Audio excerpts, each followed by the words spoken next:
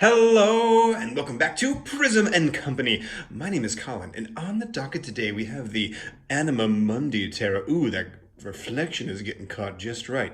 Now, Anima Mundi, of course, loosely translates to a really good Monday. Oh crap, I forgot what it actually means. Hold please. World spirit, of course. At least I think that's what Google told me. Anyway, today we're talking about the Anima Mundi Tarot, and let's jump right in because, oh God. I specifically want to talk about space in this video, and I mean like space within the cards and really focusing on the sky. The sky plays a major role in this deck. It's a character almost, so much so that it features on the box and it's on the back of every single one of the cards. And not all the cards in this deck have sky. It's kind of interesting, actually, but so many of them do, and so many of them are the same. So what does that say? What is that building into kind of the worldscape, into the narrative of what this deck is trying to say? So I have separated the deck out by the sky, going from the bleakest and the brightest down all the way to the darkest and the abyssalness. It's not a word. It's the one I'm using. Let's jump right in with the really bright stuff, and we'll kind of talk through exactly what I mean as we go. We begin with the Five of Pentacles and the Ten of Wands. Now, the reason that I picked these two cards out is not anything to do with order of the deck, but again, just based on the image, based on the sky in particular. Now, I do want to clarify something here. There are some cards in this deck that have sky and some that do not. And let me bring in another example real quick, just to show you what I mean. Here we have Strength, and this card does not have sky, even though it's essentially the same gray. Now, the reason I'm saying that, the reason I'm qualifying, is because there is no scene down here. There's no ground, or there's nothing scenic about the card. It feels very much almost like a shadow box, like a bug and a symbol and plants like attached onto fabric, where these guys have actual scenery built around them. So that's my distinction here. Most of the deck has sky, and it's distributed in such interesting ways. You'll see there's really big pockets of some, there's very small pockets of others like this. And this is also showing off the artist. Let's see here, Megan Wirewedden. I'm gonna go with that. Forgive me if I mispronounced her name. Her like signature style, at least within this deck. I almost think of it like diorama art, and I mean that in the best way possible. I cannot gush enough about how beautiful I think this art is, but there is a very like flat segmented quality to it. Take this card for example. We have this very flat gray sky in the background, so that could almost be a piece of paper in the back of our diorama. We have this very flat looking snow. There isn't a ton of depth to it. It doesn't really seem like you can walk over that snow. You're sort of just like right there in it with the tree on it, and then some little grasses that are kind of cut out and placed at different points. And then, maybe she hung the pentacles or something. That's kind of what I mean by that. And again, zero disrespect meant. That has just always been the visual style that's come across to me with this deck. Now, it's going to be interesting to see. I might even circle back to these cards at the very end, but these are really, really distinct from this deck because normally the palettes are very welcoming and rich. There's something that draws you into the card, where these are very bleak and almost want to push you out, which makes sense. Every tarot deck needs some variation in it, and something like a wintry scene on the Five of Pentacles wanting to push you out makes perfect sense.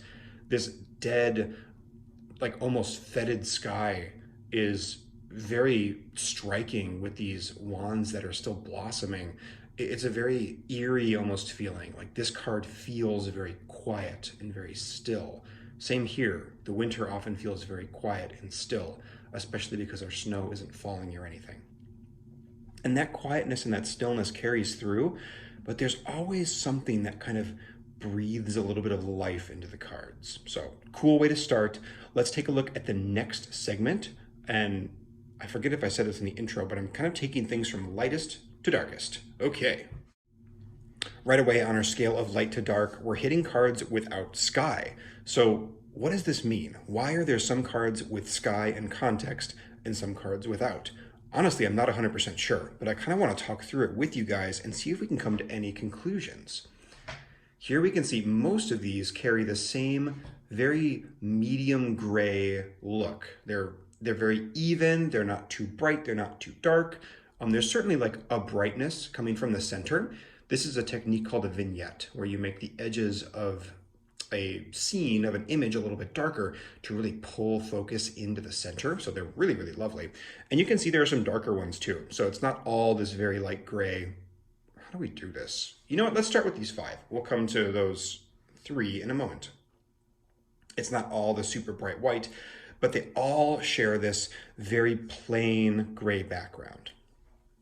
Now, this kind of speaks again partially to that stillness, but also the isolation that this deck shows. So if we're talking about Anima Mundi, the world spirit, part of me thinks, you know, everything is connected. There's this beautiful ecosystem and web. To me, what it seems like is that she has taken little chunks out of that ecosystem and is wanting to show you a piece at a time. It's the world spirit as the deck. Each card is not the world spirit. It's not trying to show you how everything is connected here on this card. Obviously, we have a ram here completely isolated. There's not even scenery around it. So it's just a little snapshot. And when it's in context, when it's on, you know, a body of land, that says something different. That puts a creature in a context that makes you think a little bit more about maybe how they relate to that place, where these really focus you in on the image, because the background is vanishing. You know, as much as she painted the gray really lovely on this card, your eye is almost never going to focus on the gray. It might focus a little bit on the light kind of bleeding off this ram, potentially, but your eye is definitely going to the figure. It's going to the moth, to the symbols, to this beautiful foliage around our 2 of Pentacles. Just out of curiosity, I'm going to bring in a couple of these darker cards here to kind of see how they play along. Very similar thing here with the 4. This could definitely fit in with that other set. But this gives us different variations on that same theme.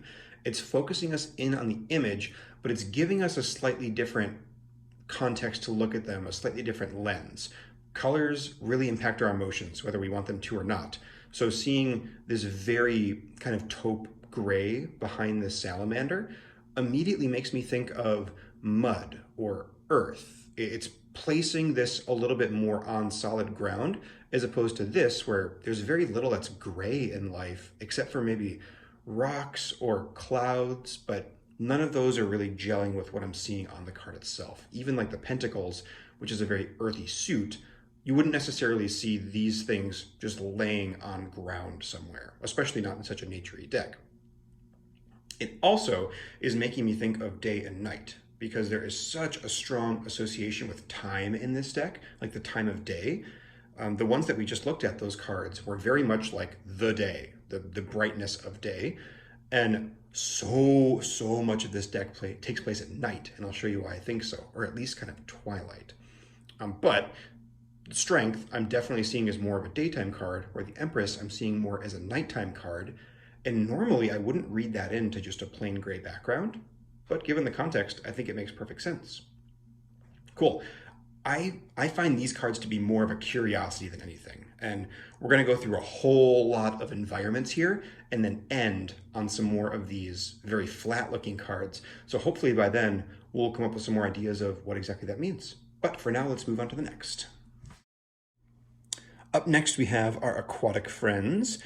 This is the suit of cups in almost its entirety. There are some cards in the suit of cups that break the mold, but you can see there's also a major in there as well with the Hermit. Let's see what we got. I'm going to put these 5 out first. And there's a real brightness and a flatness to the backgrounds, very similar to what we saw with the snow, but obviously not so stark and white. Oh, get out of there, cards.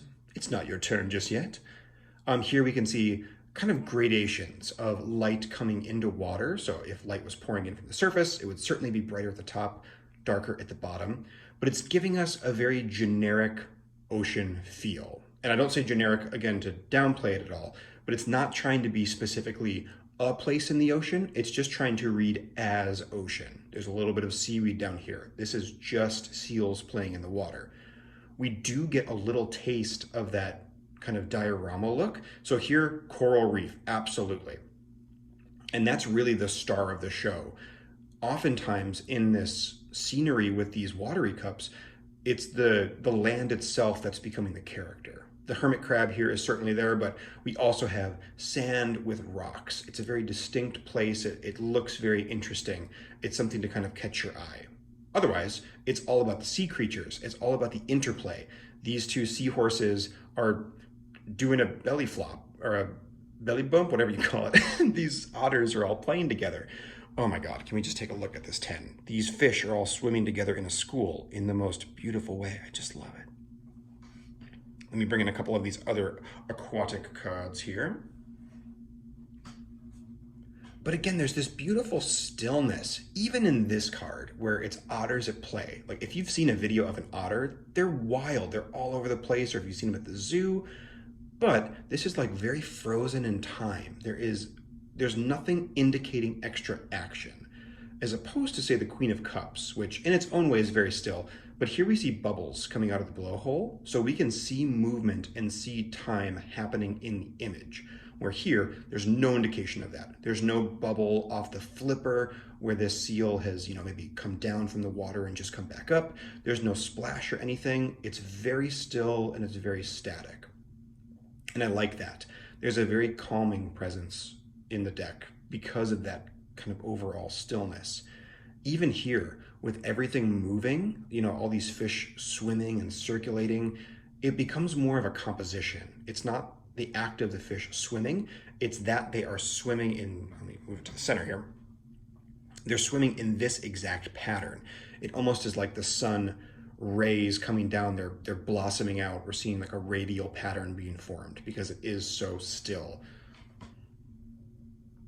And I think that stillness is what's going to come up a lot as we move forward. I'll be kind of interested to see.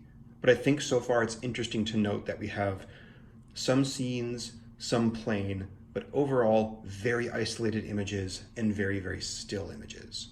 Up next is the bulk of the deck and the one that I am most excited to talk about. So let's get right into it. I imagine at this point you are screaming at the screen, Colin, say the word liminal. It's in the friggin' title. I just figured out that I wanted to use the word liminal because okay, let's take a look at the Ace of Cups here. This starry background is so much of the Anima Mundi Tarot, so much of it. And it's a real liminal time. It's like twilight or dawn. Now, if you're not familiar with the word liminal, it means transition. So say the shore of the ocean, going from the sand to the shore, there's this liminal space where it's not shore, it's not the ocean yet, it's kind of in between. Or a doorway. It's between two rooms. The doorway itself is not either room. It's kind of this transition point. And there's all sorts of things that are very liminal. And Twilight certainly slots into that very well because we have not day, not night, twilight. Let me lay out a couple of cards while I'm talking about this here. And that liminality really speaks to the style of the cards too. So, we've been talking about that sort of diorama style. And that is also very liminal because it's not scenic and it's not flat. It's somewhere in between. Take this little birdie, run it on the ground here. There's not really much depth to that ground. It doesn't really look like it goes back into space. And everything is very flat on the surface, but you still read it as space. There's like a dissonance in your head. Then also take the fact that there are just like single solitary animal figures, but it's called the Anima Mundi. We're expecting this very ecosystem, or at least I am, this like ecosystem, intertwined world, but we're getting just these little slivers pulled out. It's not quite the world as we know it. It's not quite just like a diagram of a dolphin in a science book. It's somewhere in between. Okay, owls kind of creep me out, so I'm going to move along. It's a beautiful picture of an owl, but I just can't do it. Let's take a look at more of these. This is, like I said, by far the vast majority of the deck. And now that I've identified in my brain that word, liminal, it makes perfect sense. This whole deck has this quiet unease to it. It wants to throw you off your game a little bit just to keep you on your toes. It's almost like an animal. Like if you're a rabbit in the wild, you're never quite at ease. You're always worried about a predator coming at you. You're always worried about something. And this is exactly what this deck does too. And then there's little moments like this, the Eight of Pentacles here, where we really do have a scene that looks properly scenic. That water goes beautifully into the background. It recedes into the distance. We have these trees in the background too.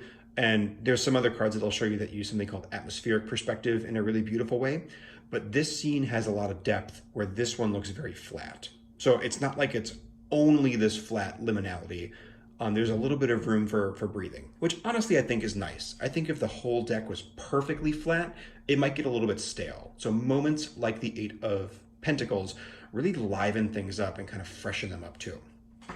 Let's take a look. Oh, here we go. Speaking of atmospheric perspective, I will lay out 5 cards. Atmospheric perspective is something that happens with backgrounds. So here we can see our lovely Queen of Pentacles. Oh, this little bunny. I've never seen a little bunny. But as this background recedes into the distance, you can see our trees start to fade away. Specifically, they fade into the color of the sky. What we're seeing with the sky is the atmosphere. And because the trees in the distance or whatever background objects are there are further into the distance, there is more atmosphere between us and them. So that is called atmospheric perspective. Perspective being how we see things in three-dimensional space, and of course with the atmosphere. That really looks like you could just walk right into that card. Where say this one, or this one, there's no atmospheric anything happening there. Everything is exactly the same vibrancy. It looks very flat. This is the diorama style. This is that very scenic style. So interesting, so cool. I also love it, like in the Hanged Man here, when there's just a little hint of something coming from the top. So it feels like we're very zoomed in. We are just looking at a moment, a breath of this world living. There's this whole tree up here. It's super sweet and you'd love it, but you don't get to see it because we're just looking at this little spider. Okay, let's take a peek at some more cards here. Ooh, I'm loving it. Oh, man, it feels so good when a theme kind of clicks in your brain like that, and you can really start to understand, like, okay, I think I know where this artist is coming from. And that's the reason I didn't want to like plan this out. I kind of knew there was something about the deck, but I just wanted to like talk it through and see what came to the surface. And not that that's like the thing about the Anima Mundi Tarot is that it's super liminal, but that in my brain really clicks a lot of pieces into place. It gives this like resting ground for this beautiful unease that I always feel looking at these images. So cool. I don't really like cups suits normally, but the Anima Mundi, I gotta say, is probably my favorite cup suit in any deck because look at it. It's so freaking good. So good. There's also kind of a bizarre, not unease, but like rendering with the animals too, because they're not perfectly realistic. I'll point out some as we go, but like this wolf, for example, this wolf is actually really, really nicely done. But there's some animals that just seem like a little bit off, like she wasn't going for 100% realism. And that is also leaning into the kind of like just subtle, beautiful bizarreness that this deck has to offer. But for real though, I just laid out so many cards. Can we just appreciate for a second how much of this deck takes place in this twilight space? I think I counted 22, hold on, 1, 2, 3, 4, 5, 6, 7, 8, 9, 10, 11, 12, 13, 14, 15, 16, 17, 18, 19, 20, 21, 22, 23, 24 cards. So we're looking at, nearly 25% of a tarot deck. So if you were to draw a card, it's likely going to have this kind of twilight star pattern on it. So cool. Let's take a look at the next set because, oh boy, I've talked about this one long enough. Next up, we have the Ace, 2, and 3 of Wands. Oops. And boy, here we're really looking at like full-blown night. I think there's probably some sunrise happening in the Ace of Wands, but you can see the sky gets very, very dark, and especially here, there's just this explosion of stars. You can really see it moving. And this does not read as like creepy to me. Often night has this very dark vibe to it, and we get there in the Mundi, but not in this. I think because there's this stillness, because there's no indication of wind or change, the main thing that we're seeing are stars, which are like infinitely far away. There's this beautiful, quiet stillness, which I think is such a weird choice for the Wands, to be honest. But it's so beautiful. Like anybody in the comments, I would love to hear what you think of these two cards. They're why are they like this? I love them and I think they're so cool, but they are so still and like dreamy to me, which doesn't seem wandsy at all. And that's just another thing that's like, yeah, you're expecting wands to be all like fiery in action. No, why don't you like think about it a little bit with this crazy cosmicness? Just another little element of liminality. I think I'm going to say that word 1,000 times now that I've grounded onto it. So I will try and avoid that. Let's take a look at our next set. This is probably our most dynamic set. Is that a fuzz? It is. Of cards in our little deck review here. These are the non-Scenic Sky Cards. Now, that's actually probably the wrong way to put it. There's no land, is what I mean. So they're a scene because they're sky, but they're not grounded. Non-grounded sky cards, I'm getting too into the weeds here. Let's take a look. This just has a huge amount of variety. There doesn't seem to be any particular carry through other than there is sky and no land. I'm immediately seeing one with land. That goes in a different set. You're in a different set. But I think these are so gorgeous. This, I think, personally, is like the top 2 cards of beauty in the deck. Top 2 cards of beauty. This is how humans speak. I think the moon takes it for me. Actually, I'm pretty sure the moon does take it, but this is number 2. Gorgeous. We're seeing a sunset here through clouds, but look at the restraint. You know, it's so easy when you're painting a sunset to want to just jam it full of colors, but the subtle yellow to orange in that background, I mean, it sings. Like you look at this card and you're like, oh my gosh, the colors! Especially when you see it next to something like this, which is just like all black and gray, not black, gray and white. It just is like vibrating almost with how much it has. But then you look at it next to this guy and you're like, oh, it's not really all that orange. I think that's like really beautiful mastery of color theory because it's all about the contrast. You take the oranges and you push them just ever so slightly into saturation against these blues, which are just barely there. They're sitting in gray, but because they're opposites on the color wheel, they really, really sing and vibrate together. I digress. I could talk about color theory all day, but I won't. But as you can see, we're just seeing lots of unique skies and ways to view. This section of the deck, in many ways more than any other, is breathing a little bit of needed variety in. But it's sticking on theme because we're getting things like that dark background that we've seen. Actually, now that I look at this one, this could maybe fit in that just plain background. There's some gray area, obviously, because it's literally gray an area. But like here, very clearly the sky, because we have the moon, we see that light reflecting on the clouds, but it sits very much in that same space as like some of these more gray cards. So as you're pulling cards out for your spread, you'll see some of these very flat scenes, you'll see some very isolated images on gray or other colors, and then sometimes you'll see some sky, but it won't be grounded. So it still feels floaty and strange, but it does give you that more kind of worldly view, that sense that these are animals taking place in an environment. Let's just look at that one more time. You know what we're gonna do is just, I really like that card. I think it's so pretty. Let's take a look at the next set. Okay, now you can come back because you have ground. Similar-ish thing happening here. We're taking a look at scenes with ground, but no stars.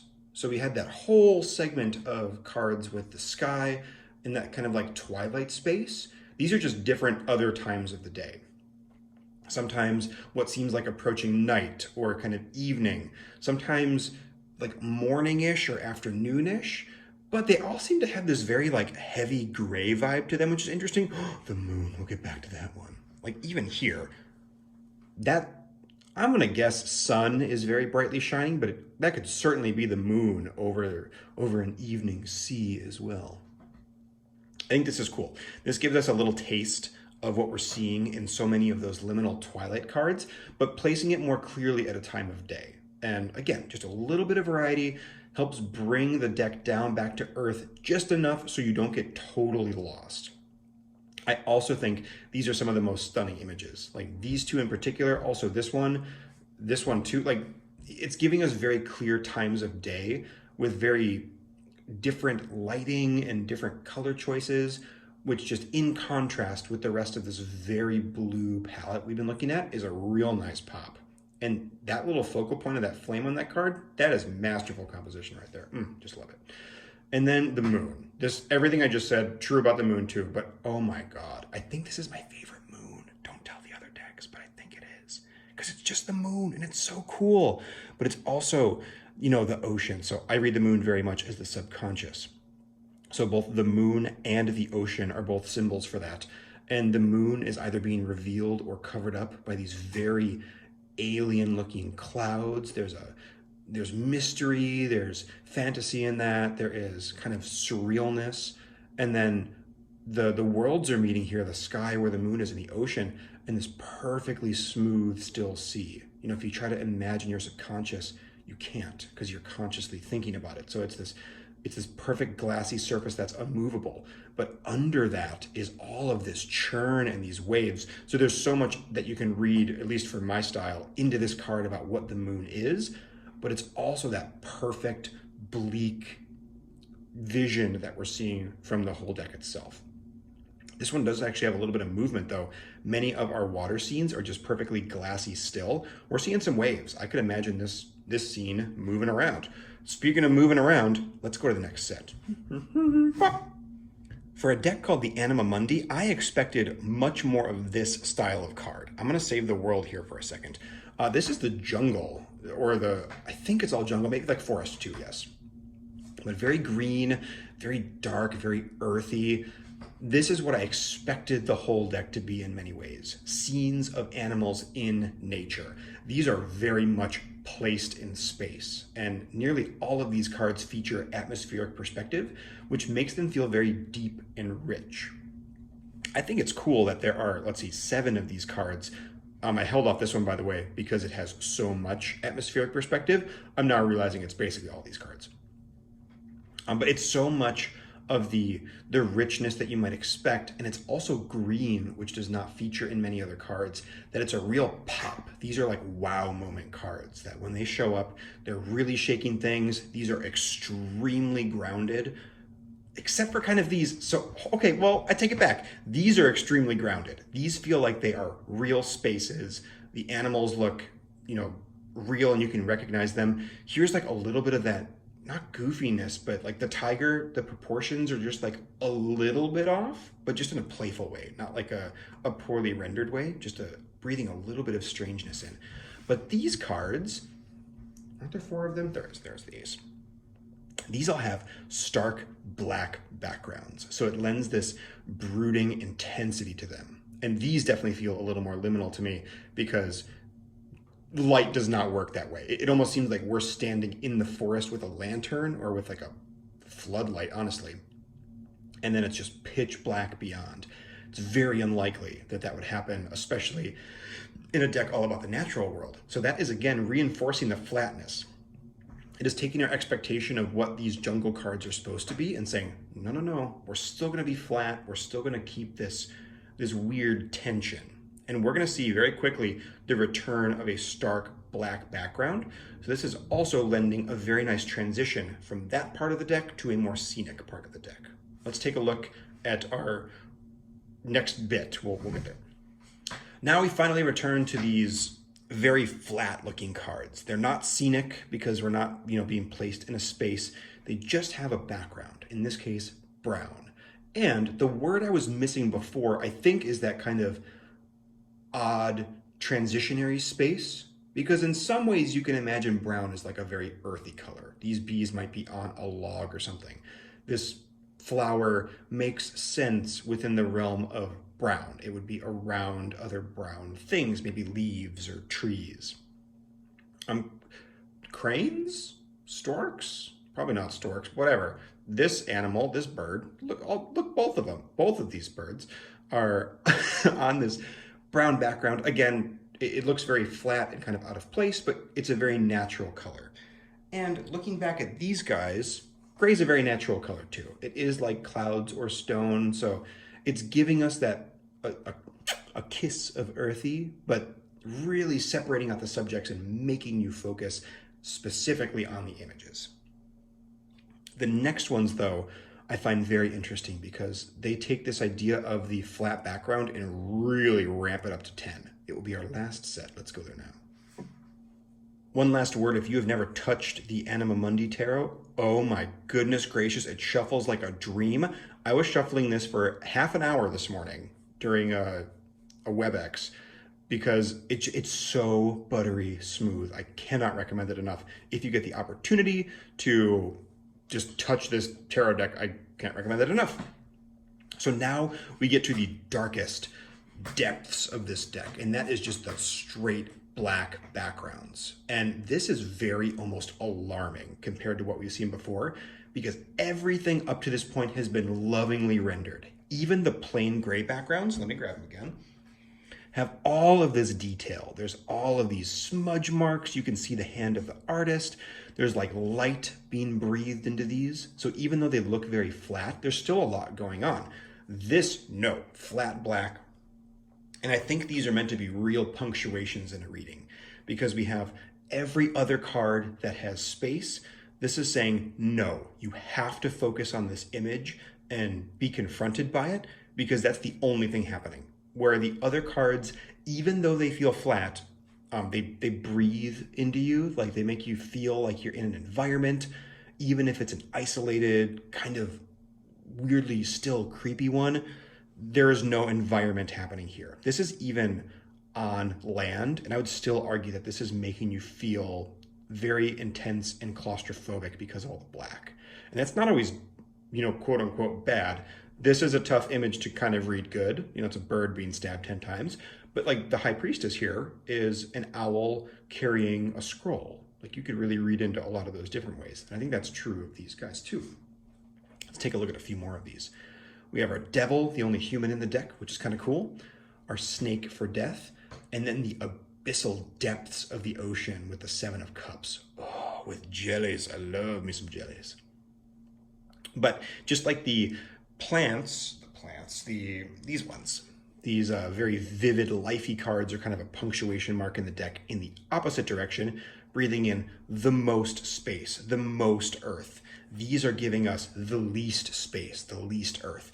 And that's why I find these so fascinating, because they are the friction point between the two extremes of this deck, between the absolute, complete, constricting flatness and the wide open, expansive breadth. How liminal, wouldn't you say? So let's take a look at the whole dang thing together. I'm going to gather up all my cards here. I've just got piles everywhere. We got all these. We got all of these. And we'll give them an old mixeroo, and it's not going to get mixed very well. And we can look at the lovely gilding while we do. We're just going to kind of chonk them up, because that's what we're going to do. Great. Let's lay out some cards here. Hopefully this has been interesting for you.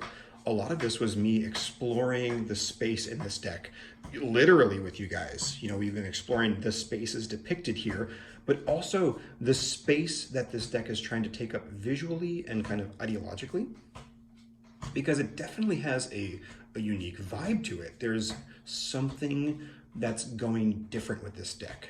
And I think it's that real tension of real spaces and flat surfaces, that diorama feel versus the breathing life, the way the deck is named even, the world spirit, the Anima Mundi, versus the very isolated feeling of some of these cards. It's designed to throw you off and keep you on your toes and make you feel alone and connected at the same time. I think it's really cool and just alarmingly beautiful. Like this whole time we've been flipping through, it's been hard not to gush about every single image. We're gonna leave this one right on top, because it's so dang good.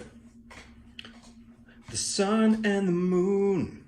Guys, thank you so much, and gals, and plant life, and robots, and everybody in between. Thank you for joining me. I hope you had as much fun as I did, and this has been an absolute dream. Until next time, I will see you later. Bye-bye.